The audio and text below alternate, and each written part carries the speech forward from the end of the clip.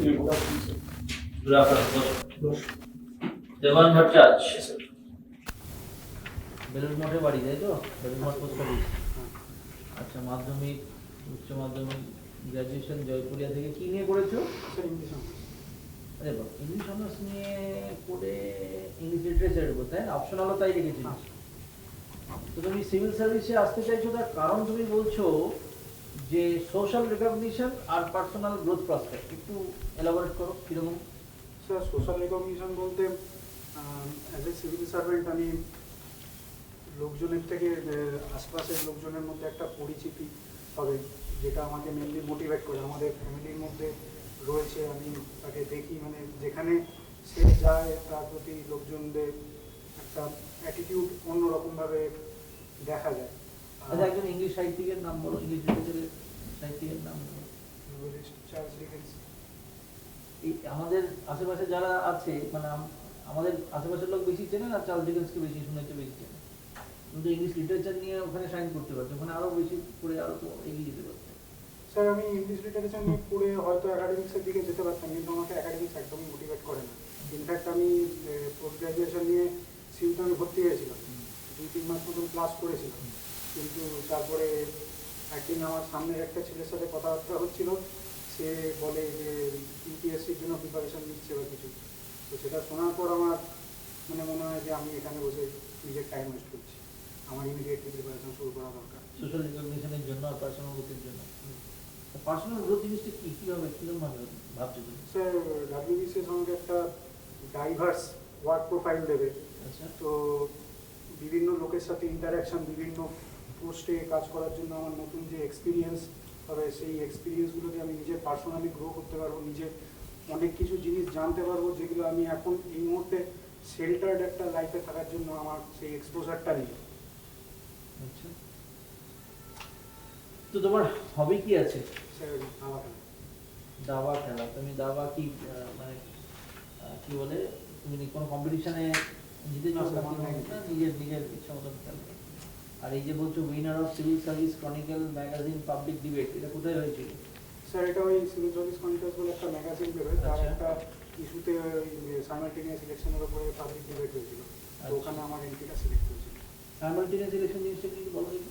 Sir, Lok Sabha, state legislative অ্যাসেম্বলিতে একসাথে election. তোমার কি মনে হয় একসাথে হওয়া উচিত? স্যার, অবভিয়াসলি একসাথে হলে ভালো, কিন্তু কিছু প্র্যাকটিক্যাল প্রবলেমস রয়েছে। আপনি যেমন স্যার, যেমন লোকসভার সাথে বিভিন্ন স্টেট অ্যাসেম্বলিজ যে টার্মটা, কোনোটা অনেকগুলোরই মানে টার্ম আলাদা আলাদা সময় শেষ হচ্ছে, তো যদি একসাথে করে আনতে হয় তাহলে অনেকগুলো অ্যাসেম্বলি প্রিম্যাচিওর ডিসলিউশন হতে হবে। যেমন 2024 আমাদের নেক্সট লোকসভা ইলেকশন রয়েছে, কিন্তু আমাদের নেক্সট বিধানসভা ইলেকশন 2026-এ, তাহলে 2 বছর আগে একটা ইলেক্টেড গভর্নমেন্টকে ডিসলিউট করে দিতে হবে। তো এই প্রবলেমগুলো রয়েছে, সেই প্রবলেমগুলো আগে অ্যাড্রেস করতে হবে, কিন্তু এটা ডেফিনেটলি আমাদের মানে গভর্নমেন্টের এক্সিকিউটিভের দিক থেকে বা পাবলিক রিসোর্সেস মোবিলাইজেশনের দিক থেকে অনেক বেটার হবে যদি একসাথে ইলেকশন করা যায়। আচ্ছা, EEZ জিনিসটা কি বলতে পারো? Exclusive economic zone. এটা কি, এর ভ্যালু কি আছে? মানে এটা স্যার, এইখানে মানে গভর্নমেন্টের দিক থেকে বিভিন্ন রকম ট্যাক্সের ছাড় দেওয়া হয়, আর মানে প্রো ইন্ডাস্ট্রিয়াল পলিসি, এখানে সরকারের তরফ থেকে বিভিন্ন সুযোগ সুবিধা দেওয়া হয় যাতে নতুন ইন্ডাস্ট্রি এখানে গ্রো করতে পারে। যেমন আমাদের সল্ট লেকে রয়েছে, ফলতায় রয়েছে। ওটা কি SEZ না কি ওটা? সরি স্যার, আমি দুটো ভুলিয়ে ফেললাম, এর সাথে ইজেড ভুলিয়ে ফেলেছি। আচ্ছা, তাহলে EEZ টা কি? এক্সক্লুসিভ ইকোনমিক জোন হচ্ছে স্যার মেরিটাইম বাউন্ডারির মধ্যে যে এলাকাটায় এক্সক্লুসিভলি কোনো দেশের মাইনিং আর ফিশিং রাইটস থাকে। কতটা নটিক্যাল মাইল ওটা? স্যার, 12 নটিক্যাল মাইল না 200, আমি ঠিক শিওর নেই স্যার। আচ্ছা, টিআরপি জিনিসটা কি বলতে পারো? What is TRP?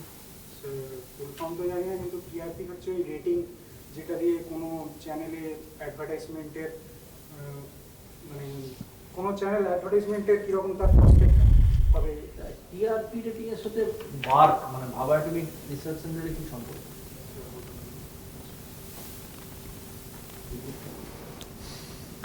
খালি সময় কি করা হয়? স্যার, ওই চেস খেলি, গল্প বই পড়ি। কি গল্পের বই? স্যার, আমি মানে একটু নন ফিকশন পড়তে পছন্দ। কিরকম ধরনের? আমার মানে কি বলবো প্যারাসাইকোলজি নিয়ে একটু কয়েকজন অথরের নাম, মাইকেল নিউটন, কোন বই পড়া আছে মাইকেল নিউটনের? Life after death, journey of souls, এই দুটো আমার ওনার পড়া আছে। তার মধ্যে আমার জার্নি অফ সোলসটা একটু বেশি পছন্দ আর কি। ওখানে অ্যাজ এ হিউম্যান সোল আমাদের ডেথের পর কী কী হতে পারে উনি হিপনোথেরাপির মাধ্যমে ওনার লাইফ আফটার ডেথটা পড়া আছে? লাইফ আফটার ডেথটা পড়েছিলাম মনে করি। কার লেখা? ওই মাইকেল নিউটন। আরেকজন আছেন না লাইফ আফটার ডেথ, ওই স্বামী অভেদানন্দ। অভেদানন্দ, ওনারটা পড়া আছে? ওনার বোধহয় বাংলায় বাংলা আছে না, ইংলিশও বেরিয়েছে। So, Mr. Bhattachrya, tell us something about yourself. I have done my graduation from Bhattachrya College, and from 2017 I have started to prepare for WBCS examinations. That we all know, you have already mentioned. Apart from whatever you have mentioned here, tell us something about yourself so that we can know you as a person better. So, I am very passionate about this service, and as far as I can remember, only thing which motivated me to do something in my life is joining WBCS, and Why so? so mainly because of the social recognition and Can you specify a bit what do you mean by social recognition? Because it is a very, very generic term that you are using. so social recognition from my perspective is I have always been in my father's shadow, so I want to make a name of myself. What do you mean by being under your father's shadow? My father just retired 3-4 months ago, and he commands a considerable amount of respect in our extended family, not only in our family. And So it is mainly for your personal, your satisfaction of your ego that you want to be in this service? no sir, it's I would say it's a two-pronged reason for me. Primarily because I want to be something. I want to be recognized as someone other than my father's son. তোর বাবা কোন সার্ভিসে আছে? আমার বাবা sir WBCS police সার্ভিসে, কি নাম? Utpal Bhattacharya. So why, so you feel that this is the only way out? You can write since you are such a good writer, it appears to be, you can write a book and you can make a name for yourself also. You can do something you can do some philanthropic work in the society, and you can make a name for your own. You can create a social revolution. You can work against child marriage. You can work against dowry. Why getting a job which is just like any other job Sir, will give you this sort of social recognition that you are craving for, which will satisfy your ego? So, I have not particularly thought of any other avenue. It never occurred to me. And as I have earlier said, when I joined post-graduation, I was never interested in that. Studies. To continuing my post-graduation studies. Who contributes, according to you, the most to the society? A teacher or a bureaucrat? So, depending on No, just one answer, categorical answer. Just one of these. Choose one of these. bureaucrats. Why? Substantiate your answer. Sir, bureaucrats have a larger influence on society. A teacher can shape a student's life, a batch of students' life, but he can do it in a limited way. But a bureaucrat can formulate policies which will affect the whole state. A bureaucrat was, after all, also made a bureaucrat by a teacher. Sir, that's why I said it depends. A teacher made the bureaucrat where he is now today, but So don't you feel in that manner, a teacher is creating, maybe in his lifetime, maybe he will create hundreds of good bureaucrats who can make a change in the society, and that way the teacher is making a much larger contribution to the society as a whole than a single bureaucrat? sir, the teacher is not directly contributing. He is making bureaucrats, and they are contributing. Okay, do you feel that that bureaucrats should be activists? No, sir. Why? Sir, bureaucrats have to deal with day-to-day situation as well as implement and formulate policies. So activism, having a mindset, idealistic mindset would create practical. That means a bureaucrat is under bonds. He is bound by law, he is bound by rules. That means he is not free to act as freely as he would want to. Yes, sir. In that manner, a teacher is not that much bound as a bureaucrat is. Sir, the teacher is not. Sir, teacher is also bound by his. He can only save another person's life. No, he can create also much, profound impact on the society. Maybe he will come out as a role model for others also. People will try to emulate him or her. Yes, he can do that, but that will again be doing something vicariously, changing someone else's Vicariously, life. how come? Sir, he is not doing something which is changing the society by directly contributing to it. He is not facilitating any government scheme. He is Okay, not. fine, ঠিক আছে. না, তুমি একটা জিনিস জিজ্ঞেস করছো, এই English অনার্সটা নিলে কি মানে বাই চান্স হয়ে গেছে নাকি তুমি ইংলিশ নেবে বলেই নিয়েছো? স্যার, আমি প্রথমে ফিজিওলজি অনার্স নিয়ে আচ্ছা। বিদ্যাসাগর কলেজে ভর্তি হয়েছিলাম। আচ্ছা, নিয়ে এবার দেখলাম যে ওটা নিয়ে পড়াশোনা করলে চাপ আছে, আমার ভালো লাগেনি। আর তারপরে দেখলাম যে একটুখানি কঠিন আছে, তো এখান থেকে আমি ইংলিশে শিফট করলাম। এই জন্য আমি বাংলা মিডিয়াম থেকে এসেছি, আমার ইংলিশের বেস একদমই নড়বড়ে ছিল, ওই জন্য আমি ইংলিশ অনার্সে চলে এসেছিলাম WBCS এর। আচ্ছা, এবার তাহলে তুমি WBCS হয়ে গেলে, তারপর তুমি যদি দেখো যে এখানেও চাপ আছে, তখন কি করবে? সো ইউ আর স্টাম্বলিং আপন সামথিং অ্যান্ড দেন শিফটিং, কি করবে এবার? এবং WBCS এ কিন্তু চাপ আছে। কেন বলছি? এই যে তুমি পার্সোনাল গ্রোথ, প্রসপেক্ট আর সোশ্যাল রেকগনিশন বলছো, একটা অন্য আমি ছবি দিচ্ছি তোমাকে। তোমার কোনো ডে অ্যান্ড নাইট থাকবে না, তোমার কোনো ফিক্স শিডিউল থাকবে না, তোমাকে 24 ঘন্টা নিরন্তর সার্ভিস দিয়ে যেতে হবে, and it is a very thankless job. So you have to remove the social recognition part and personal growth prospect. এইভাবে এবার তাহলে তুমি, তখন তোমার মনে হবে এটাও ভালো লাগছে না, তখন তুমি অন্য জায়গায় শিফট করবে। স্যার, আমি এর আগে অবধি যা যা শিফট করে এসেছি, আমার এন্ড গোল একটাই ছিল WBCS। ওইগুলো কোনোটা আমার গোল ছিল না, ওগুলো জাস্ট আমার একটা মিনস ছিল এইখানে আসা। তো এইখানে একবার ঢুকে গেলে আমার আর চেঞ্জ করা যেত না। তোমার যে বন্ধু যার ইউপিএসসির কথা বলেছো, সে কি ছেড়ে দিয়েছে? হ্যাঁ। সেও ছেড়ে দিয়েছে, আর তারপর তুমিও ছেড়ে দিলে। আচ্ছা, ধরো তুমি তাহলে আলটিমেটলি তুমি বিউরোক্র্যাট হয়ে গেলে, তুমি একটা ব্লকের বিডিও। ফার্স্ট ডে জয়েন করতে গেছো, ফার্স্ট ডে জয়েন করতে গিয়ে মাস রায়োটিং হচ্ছে, তুমি এবার তাহলে কি করবে? কি স্টেপ নেবে? স্যার, আমার কাছে তখন কি অথরিটি আছে? আমি তো জয়েন করিনি তখন। তুমি জাস্ট জয়েন করেছো, it is your first day in office. Joining হয়ে গেছে, একদম রাইটিং হচ্ছে, একদম রাইটিং শুরু হয়েছে, তোমার অফিস ঘেরাও হয়ে গেছে, কি রিলেটেড, কমিউনাল রাইটিং না কোনো কিছু একটা নিয়ে হচ্ছে, মারামারি হচ্ছে।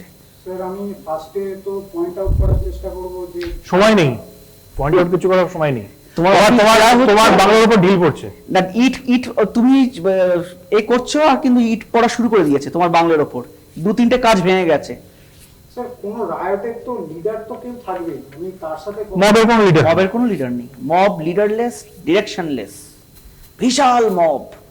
স্যার, তাহলে কি জন্য রায়টটা হচ্ছে সেইটা আমি জেনে, সেইটা যদি কোনো রকম ভাবে কথাবার্তা বলে পারসুয়েট করে, যদি তখন কোনো রকম প্রতিশ্রুতি দিয়ে যদি তাদেরকে শান্ত করা যায় তাৎক্ষণিকভাবে, বা আমি সেরকম হলে তাদেরকে এরকম প্রতিশ্রুতি দিতে পারি যে আমি তারা বলছে দেখে আমাদের সকলকে সরকারি চাকরি দিতে হবে। তার তো প্রসিডিওর রয়েছে, সেই প্রসিডিওরের মধ্যে তোমরা এসে আমরা কোনো রকম ভাবে হেল্প করতে পারি সরকারি চাকরির জন্য।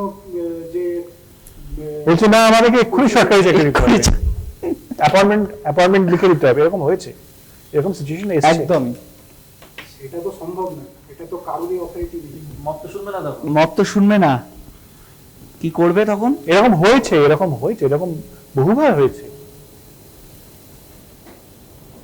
একটি বিখ্যাত অফিসার তার বইতেই এরকম ঘটনা সব উল্লেখ করে গেছেন, তার সার্ভিস লাইফ হয়েছে। ঠিক আছে। Mister X is guilty of embezzlement. Embezzlement মানে কি?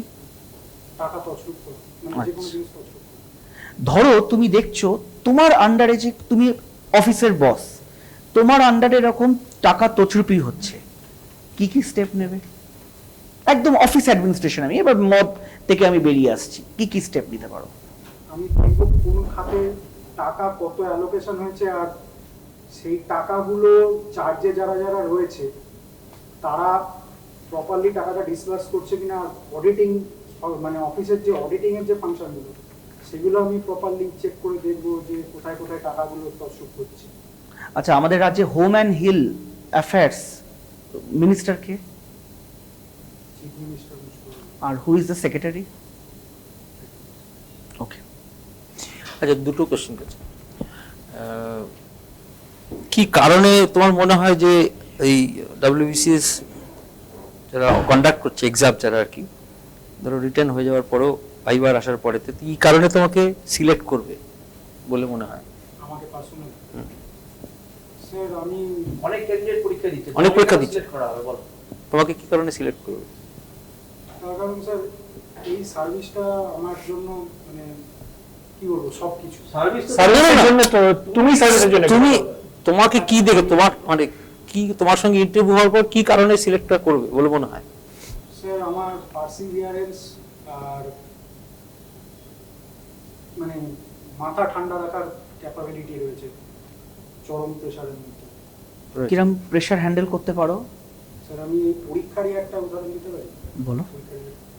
18 যখন প্রিলি হচ্ছিল আমাদের, আমার সিট পড়েছিল স্যার ওই আলিয়া ইউনিভার্সিটিতে সিট পড়েছিল। এবার 12টা থেকে মুসলিমদের মধ্যে ফিলিং শুরু হয়েছিল, 12:30 না 1টার সময় আজানের ডাক দেওয়া শুরু হয়। এবার আমি প্রথমে 103খানা অ্যান্সার করে নিয়েছিলাম, আমার ওই জিএস সেগমেন্টটাকে আমি করে নিয়েছিলাম, কিন্তু আমি মোটামুটি একটা হিসেব করে রেখেছিলাম যে 120+ না করলে আমার প্রিলি ক্লিয়ার হবে। এবার তারপরে আমি অঙ্ক নিয়ে বসতাম, অঙ্কের প্রিপারেশন আমার তখন একদমই নড়বড়ে ছিল। এবার অঙ্ক নিয়ে আমি বসছি আর আমার প্রত্যেকটা অঙ্কই আটকাচ্ছে আর পাশে ওই আজানের শব্দ আসছে। আর হাতে তখন আর 8 ঘন্টা না 45 মিনিট এইরকম সময় আমার ছিল। আমি তখন মানে একটা ব্রেকিং পয়েন্টে আমি চলে এসেছিলাম যে তাহলে আমার এই অ্যাটেম্পটা এখানে আমার চলে গেল, আমাকে 1 বছর আবার বসে থাকতে হবে, আবার পরীক্ষা দিয়ে পরের বছর। ওইটুকু শব্দে তোমার ব্রেকিং পয়েন্ট চলে আসছে? তোমার আমি তো অনেক রকম আওয়াজ আছে। তোমার তো চারদিকে দাঙ্গার আওয়াজ হবে, এ হবে, বাড়ি ভাঙতে পারে, বাড়ি ভাঙতে পারে। আমার তখন সব অঙ্কগুলো পর আটকাচ্ছিল, মানে দুটো পরিস্থিতি আমার একসাথে। ধরো তুমি পরীক্ষা দিচ্ছ, তোমার পাশের বিল্ডিং এ আন্ডার কনস্ট্রাকশন বিশাল আওয়াজ হচ্ছে, মার্বেল বসাচ্ছে, তুমি তাদের কি বারণ করতে? ওয়েল্ডিং হতে থাকে, কত কিছু হতে থাকে। এবার স্যার সেটাই বলছি। এবার আমার অনেকক্ষণ ধরে এইরকম ভাবে আওয়াজ হওয়ার পর আমি চিন্তা করলাম যে যদি আমি এখানে ব্রেক করে যাই তাহলে আমাকে আবার 1 বছর বাড়িতে বসে থাকতে হবে। তো মানে 2-3 মিনিট থেকে 5 মিনিট মতন আমি চুপ করে কিছুক্ষণ বসে থাকলাম, দিয়ে আবার করলে, তাই তো? আবার দিয়ে তারপরে কিন্তু ব্যাপারটা হচ্ছে সেই দিন তোমার সঙ্গে যারা উপস্থিত ছিল তারাও তো করেছে, তারাও তো করেছে। So what makes you special? আলাদা কি হলো? আর তুমি তো প্যারাসাইকোলজি নিয়ে বলে, এখন তো ভূতেরাও আওয়াজ করে। আচ্ছা, আরেকটা লাস্ট কোশ্চেন আছে। আফটার 5 ইয়ার্স তুমি নিজেকে কোন জায়গায় দেখতে চাও? If you selected, if you are not selected? if I am selected, I want to see myself as a video surveying in a remote corner of our state. Within 2026, Within 5 বছর পরে বলছি, 2026 26-এর মধ্যে। আচ্ছা, আর যদি সিলেকশন না হয়? যদি selection না হয়, আমি সেই সিনারিওটা তো চিন্তা করে আমি দেখিনি। আমি পরের বছরের জন্য অলরেডি প্রিপারেশন নিচ্ছি, পরের বছরের মেন্সে। ঠিক আছে, ঠিক Thank আছে, you. ওকে। এসো।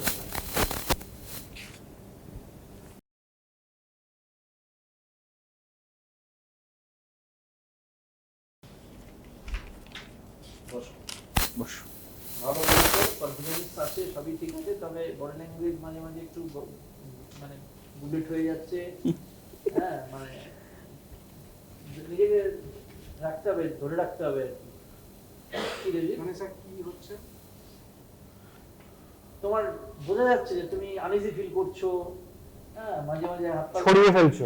আবার ভালো ছড়িয়ে কখনো আবার ঠিক থাকলে আবার ঠিক দেখ, করছো। ছড়াচ্ছে আবার গোটাচ্ছে, ছড়াচ্ছে গোটাচ্ছে।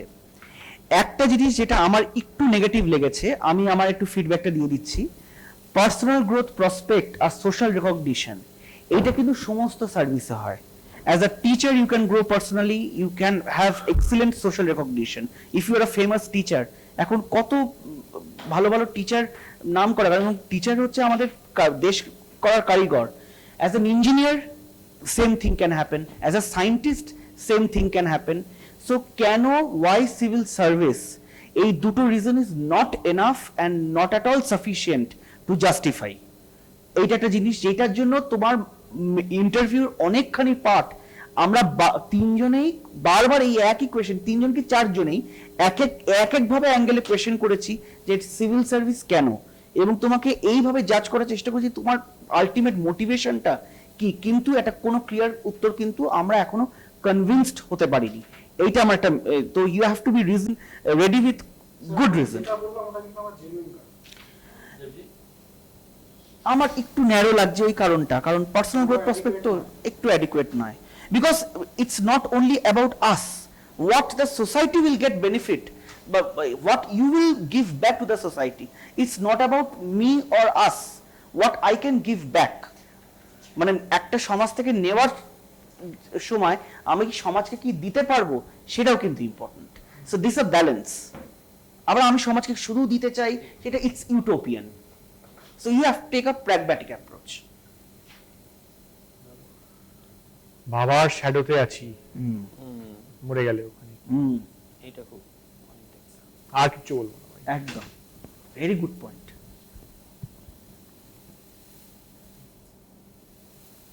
মানে তোমার এখন কত বছর? 93। তো এখনো তোমার যদি মনে হয় তুমি বাবার শ্যাডোতে আছো এবং তোমার সেই বাবার শ্যাডো থেকে বেরোবার জন্য তোমাকে সিভিল সার্ভিসে আসতে হবে, তো এইটাকে জাস্টিফাই করা খুব মুশকিল হয়ে যাচ্ছে। আমি যে কোনো সময় বাবার শ্যাডো থেকে বেরোতে পারি। আফটার ম্যারেজ তুমি বউয়ের শ্যাডোতে চলে গেলে, তোমাকে তো তুমি after joining civil service you will come under some politicians shadow. হ্যাঁ, ঠিক আছে, আদারওয়াইজ খুব ভালো। ভালো, otherwise ভালো। পয়েন্টগুলো বুঝতে পেরেছো তো? ওভারঅল খুব ভালো পার্সোনালিটি এবং খুব ভালো তুমি খেলতে পেরেছো ভালো। মানে আমরা অনেক বল, অনেক রকম বল দেখেছি। দেখে নিলাম মানে হাত পা ছুটছে বা কখনো তুমি নিজেও বুঝতে পারছো না, না সেই এগুলো একটু হবে মানে নার্ভাস লাগছিল। নার্ভাস লাগ, একটু সোজা হয়ে বসো, একটু সোজা হয়ে বসো। আমি কিন্তু খুব একটা নার্ভাস ছিলাম না, কিন্তু নার্ভাস তোমার নন ভার্বাল কমিউনিকেশন বলে দিচ্ছে যে you lack somewhere in confidence, or rather what I should say that you are inconsistent.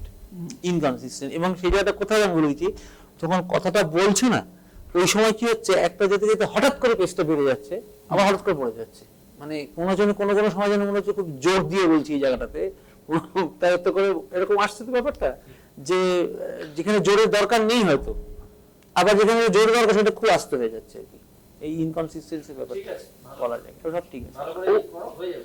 হয়ে যাবে। ওভারঅল ভালো, ওভারঅল ভালো। ওই মোটিভেশনটা চেঞ্জ করতে হবে, ওইটা বলা যাবে। বডি ল্যাঙ্গুয়েজটা দেখতে হবে। তোমাকে দেখে যেন মনে হয় যে বাপু তুমি গিয়ে একটা দূরের একটা জায়গায় 450 স্কয়ার কিলোমিটার এলাকার প্রভু হয়ে বসতে পারবে।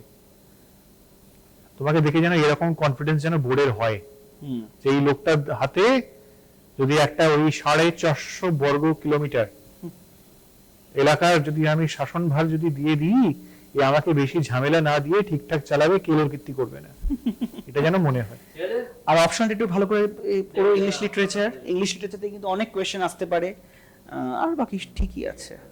ওভারঅল খুব ভালো, ভালো লেগেছে। All the best. ঠিক আছে।